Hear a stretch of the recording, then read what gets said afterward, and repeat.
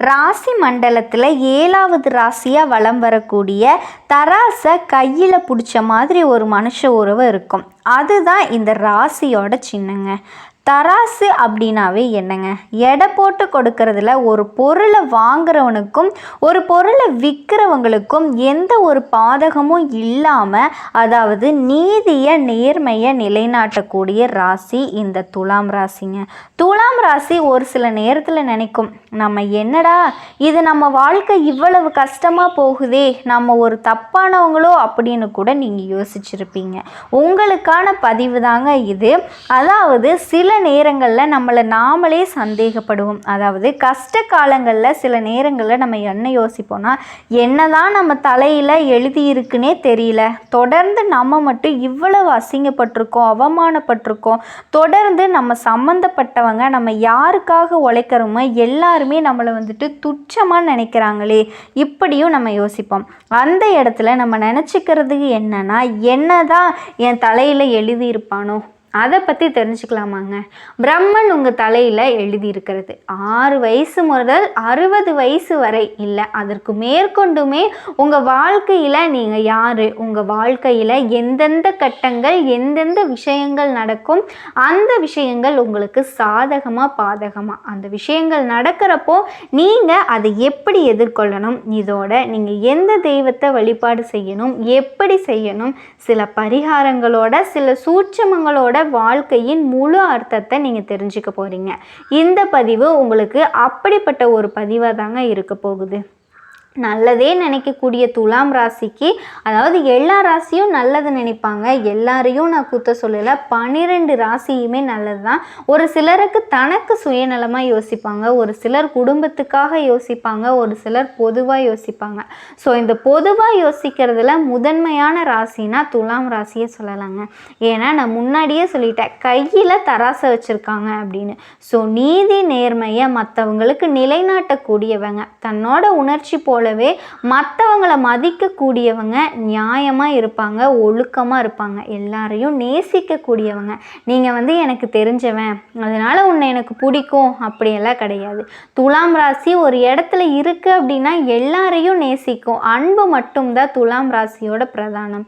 உசுரே அங்கே தாங்க, அது குடும்பத்து மேலே அதீத அன்பு கொண்டவங்க. ஆனால் இவங்களுடைய அன்புக்கு இந்த குடும்பத்தில் இருக்கிற யாராவது பாத்திரமா அப்படின்னா சுத்தமாக சொல்கிறேன், தகுதியே இல்லாதவங்க.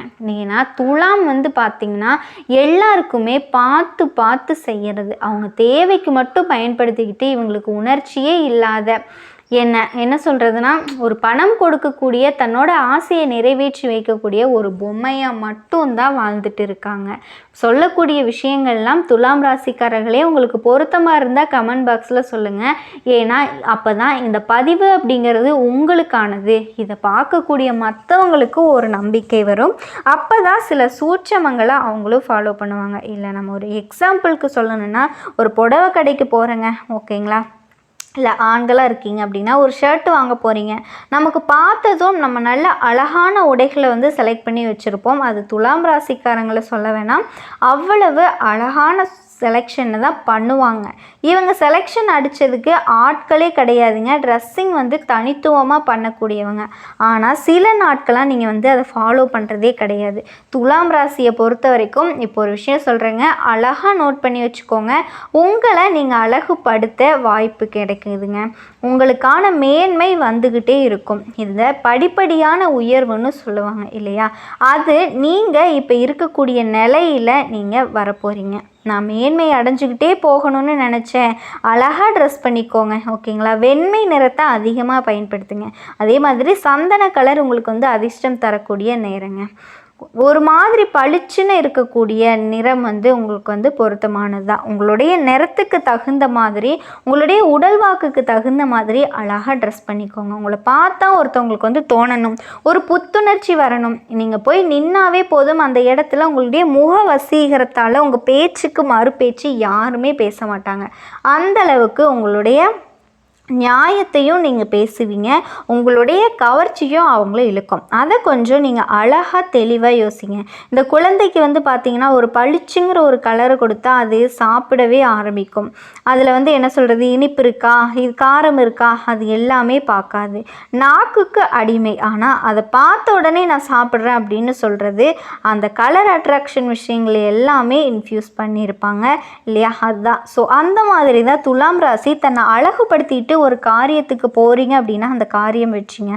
உங்களை நீங்களே கண்ணாடியில் பார்த்துக்கலாம். ஓகேப்பா, நம்ம இருக்கோம், வெற்றி நிச்சயம் அப்படிங்கிற மாதிரி தான் இது ஒரு விஷயங்க. இதோட இந்த துலாம் ராசி நான் நியாய தர்மத்துக்கு கட்டுப்பட்டு இருக்கும், எல்லாருக்கும் வந்து நியாய தர்மத்தை நிலநாட்டி கொடுக்கும் அப்படின்னு நான் சொன்னேன் இல்லையா? அந்த இடத்துல இந்த விஷயங்கள் நீங்கள் வியாபார நுணுக்கங்களில் கடைப்பிடிச்சிங்க. துலாம் ராசிக்காரர்களுக்கு இன்னொரு விஷயம் சொல்கிறேங்க, உங்களுக்கான தொழில் வந்து வியாபாரம், சொந்த தொழில் தான் செட் ஆகும். ஒருத்தர் கீழே கை நீட்டி வேலை செஞ்சு காசு வாங்கக்கூடிய வேலைகள் எல்லாமே என்றைக்குமே உங்களுக்கு செட் ஆகாதுங்க. ஆனால் நீங்கள் அரசு அதிகாரியாகவே இருங்க, இல்லை அரசியல்வாதியாகவே இருங்க, அது எதுவுமே உங்களுக்கு செட் ஆகாது. சொந்த தொழில் மட்டும் என்றைக்குமே உங்களுக்கு உயர்வை கொடுக்குங்க. பல மடங்கு நான் வந்து பணக்காரனாக இருக்கேன், பொருளாதார ரீதியாக நான் வந்து ஸ்ட்ராங்காக இருக்கேன் அப்படின்னு நினச்சிருக்கீங்கன்னா கண்டிப்பாக நீங்கள் தொழில் பண்ணுங்க. உங்களுக்கு தகுந்த மாதிரி அனுபவத்தை வச்சுக்கிட்டு பண்ணுறது சிறப்புங்க. அவன் சொன்னான் இவன் சொன்னான்ல, கண்டிப்பாக இறங்கிடாதீங்க. துலாமுக்கு அது செட் ஆகாது. ஏன்னா நியாய தர்மமாக நீங்கள் பண்ணிட்டீங்க. தொழிலில் பொறுத்த வரைக்கும் சில கண்கட்டி வித்தைகள்லாம் ஒரு சிலர் காட்டுவாங்க. ஸோ அது வந்து உங்களுக்கு பிடிக்காம போயிடும். ஓகேவா? அட எவன் ஏதோ தப்பு பண்ணுறான்ப்பா, இவன் தொழில் என்னமோ பண்ணிட்டு இருக்கான், இந்த தொழில் நமக்கு செட் ஆகாது அப்படின்னு ஒதுங்கிடுவீங்க. தயவு செஞ்சு கொஞ்ச நாள் இருங்க. நீங்கள் தொழில் செய்கிறதுக்கு முன்னாடி அந்த அனுபவத்தை நீங்கள் கற்றுக்கோங்க. அவங்க வந்து பார்த்தீங்கன்னா தொழிலில் சிறு ஏமாற்று வேலைகள்லாம் பண்ணுறாங்க, அதெல்லாம் பண்ணக்கூடாது அப்படிங்கிற மாதிரி நீங்கள் செஞ்சுக்கோங்க. அதே மாதிரி துலாம் ராசிக்காரர்கள் உங்களுக்கு வந்து அந்த கடை வச்சுருக்கீங்க, இல்லை ஒரு நகைக்கடை வச்சுருக்கீங்க, துணிக்கடை வச்சுருக்கீங்க அப்படின்னா, துலாம் ராசிக்காரங்களாக இருக்காங்க அப்படின்னா உங்களுக்கு தெரிஞ்சதை நான் சொல்ல வரேன். இது உங்களுக்குமே பெருமை சேர்க்கக்கூடிய விதத்தில் இருக்கும். உங்களை மாதிரி ஆட்கள் கிட்ட பொருள் வாங்கக்கூடியவங்க அதிர்ஷ்டசாலினே சொல்லலாங்க. இதனால் வரைக்கும் நீங்கள் என்ன வேணால் பண்ணிடுங்க, வீடு கட்டிடுங்க, நிலம் வாங்கிடுங்க, காரு பஸ்ஸு எது வேணால் வாங்கிட்டுருக்கீங்க, அது எதுவுமே உங்களுக்கு நிலைக்காதுங்க. அதை அடுத்தவங்களுக்கு நீங்கள் ஈஸியாக தூக்கி கொடுத்துருவீங்க. ஸோ தனக்காக என்றைக்குமே துலாம் ராசி என்றைக்கே நீங்கள் உங்களுக்காக யோசிக்கிறீங்களோ அன்றைக்கி தான் உங்களுடைய வெற்றி நிச்சயிக்கப்படுதுங்க. அது வரையிலும் நிலையில்லாத வாழ்க்கை, நிலையில்லாத வெற்றி, நிச்சயமில்லாத தன்மையை தான் துலாம் ராசி தூக்கிட்டு சுமந்துக்கிட்டு இருப்பீங்க. ஸோ இந்த நேரத்தில் துலாம் ராசி நினைக்க வேண்டியது என்ன அப்படின்னா, நம்மளை போல் மற்றவங்க இருக்க மாட்டாங்க அப்படிங்கிறத நீங்கள் எழுதி வச்சுக்கணுங்க. சுக்கிர பகவான் கேட்டால் அவரு தாங்க, ஏப்பா நான் அதிபதியாக இருக்கேன், இருந்தாலுமே சுயநலமாக யோசிக்கலை, இந்த அம்மா சுயநலமாக யோசிக்க மாட்டேங்குது, என்ன பண்ணட்டும், வாய்ப்புகளை நான் அள்ளி தான் கொடுக்குறேன், இது தூக்கிட்டு போய் பக்கத்தில் கொடுத்துட்டு வருது. புரியுதுங்களா? ஒன்றும் இல்லை, இப்போ வந்துட்டு நம்ம ஒரு வீட்டில் ஒரு மாங்காய் மரமே இருக்குதுன்னு வச்சுக்கோங்களேன். இப்போ சீசன் இல்லையா, மாம்பழம் வச்சுருக்கு, அதை வந்து பார்த்திங்கன்னா மரம் நிறைய மாம்பழம் இருக்குதுன்னு சொல்லிட்டு டெய்லி வர்றவங்க போகிறவங்களுக்கெல்லாம் கொடுத்துக்கிட்டே இருக்கும். ஆனால் ஒரு பழம் கூட நம்ம வந்துட்டு சுவைக்கவே இல்லை, அந்த பழத்தோட டேஸ்ட்டே நமக்கு என்னன்னு தெரியாது. நம்மக்கிட்ட தான் மரம் இருக்குல்ல, இல்லைன்னு கொடுத்துக்கிட்டே இருக்கிறது, கடைசியில் சீசனும் முடிஞ்சிடும், மரத்தில் இருக்கக்கூடிய மாம்பழமும் இல்லை. அப்போ வந்து யோசிப்பீங்க, அடடா சீசனே முடிஞ்சிருச்சு, நம்ம சாப்பிடவே இல்லையே அப்படின்னு. பரவாயில்ல விடுங்க, மற்றவங்க நல்லா இருக்கட்டும் அப்படின்னு நீங்கள் நினச்சிட்ருப்பீங்க. துலாம் ராசிக்காரர்களுக்கு உழைப்புடன் கூடிய விவேகம் இருக்குங்க. இதனால் வியாபாரத்தில் உயர்வை எட்டுவீங்க. புரியுதுங்களா? வாழ்க்கை முறை, சிந்தனை வளம், இது எல்லாமே உங்களுக்கு சிறப்பு தரக்கூடியது. சுக்கிரனுக்கு இருக்கக்கூடிய தகுதிகள் அனைத்துமே துலாம் ராசிக்கு பிரதிபலிக்குங்க. மென்மையான அணுகுமுறை, சுயமரியாதையை எதிர்பார்ப்பீங்க. செல்வாக்கு காப்பாற்றுறதுல தனி கவனம் இருக்கும். பிறப்புரிமையை வலியுறுத்துவீங்க. நல்ல மனசு இருக்குங்க. ஈவு இரக்கம் பார்ப்பீங்க. அதே மாதிரி பராபரகம், அதாவது அப்படின்னு சொல்லுவாங்க, எல்லாரும் நல்லா இருக்கணும், பாரபட்சம் பார்க்காம உதவி செய்வீங்க. செல்வ சீமானா திகழணும்னு பல வழிகளில் முனைப்பாக வேலை பார்ப்பீங்க. இல்லாதவர்களுக்கு உதவி செய்கிறதுல வள்ளலுங்க. இந்த உலகத்தை விட்டு நீங்கள் போயிட்டா கூட பல பேர் உங்களை வந்து பேசக்கூடிய அளவுக்கு ஒரு முத்திரையை பதிச்சு வச்சுட்டு தாங்க நீங்கள் போவீங்க. இதோட சூரிய பகவான் நீச்சம் அடையக்கூடிய நேரத்தில் நிர்வாகத்தில் எவ்வளவு திறமை இருந்தாலும் வீட்டு நிர்வாகத்தை பொறுத்த வரைக்கும் பூஜ்ஜியத்தை கொடுத்துருவார்.